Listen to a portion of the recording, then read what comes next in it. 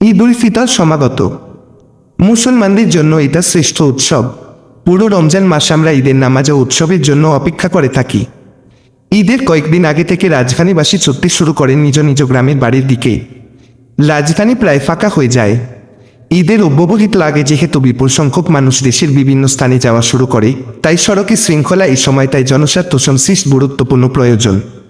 আমাদের অভিজ্ঞতা বলছে, প্রতি ঈদযাত্রার সময় যাত্রী সাধারণ অনেক ভোগান্তির শিকার হয়ে থাকেন। এবারও সেই আশঙ্কা রয়েছে বই কি। এটা ঠিক, আগে যারা গিয়েছেন তারা নির্বিঘ্নেই যেতে পেরেছেন, কিন্তু দু একদিন পর থেকে যারা যাত্রা শুরু করবেন তাদের ক্ষেত্রে কি ঘটবে তা এখনই বলা যাচ্ছে না।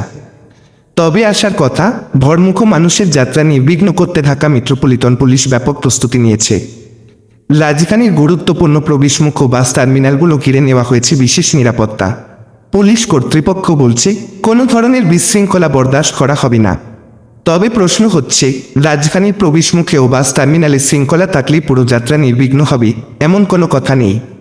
যানজটটা তো শুরু হয় রাজধানী ছেড়ে যাওয়ার পর থেকেই।